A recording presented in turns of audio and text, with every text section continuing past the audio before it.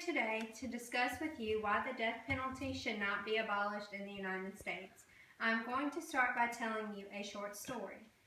In December of 1980, MacArthur King broke into a woman's home on attempted robbery. Little did he know that Miss Leela was home at this time. He was not expecting her to interrupt his treasure hunt.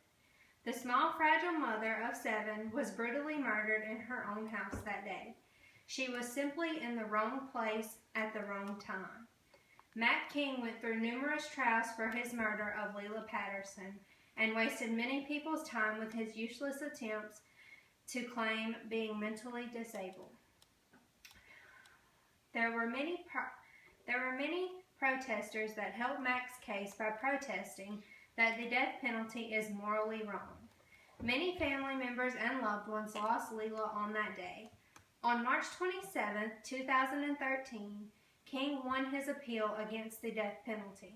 Approximately 34 years had passed while King was on death row, a place where inmates are treated quite well. King was granted life in prison without parole. The sentence was an easy way out for a criminal who caused a painful death to Leela Patterson by sexually beating, strangling, and drowning her.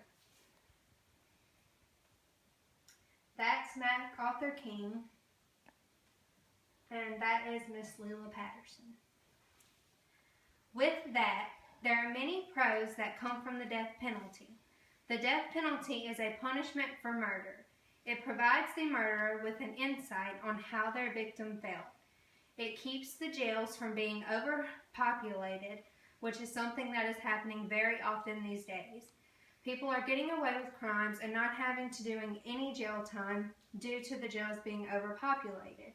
It keeps murderers from getting the chance to be released onto the streets. The death penalty is mainly for those who have no way of being able to adapt into civilization, such as rapists and mass murderers.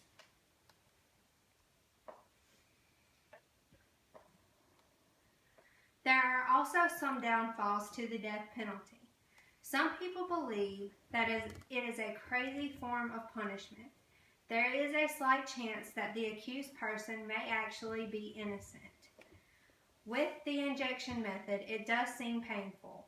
This method causes the lungs to collapse without giving anyone the chance to call out for help.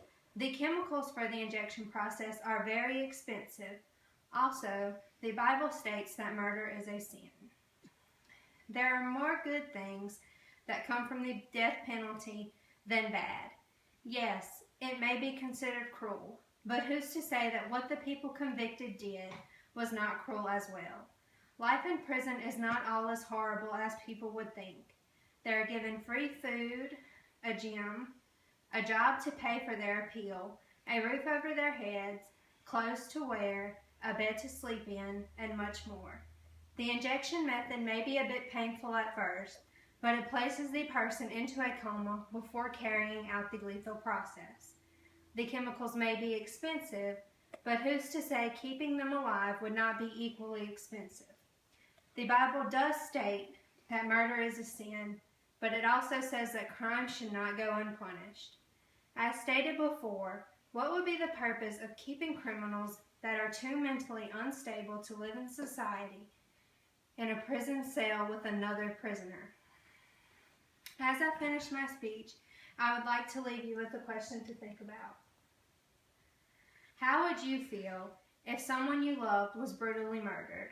Would you want their murderer to live a decent life for free with no worries, or would you want them to suffer just like your loved one did?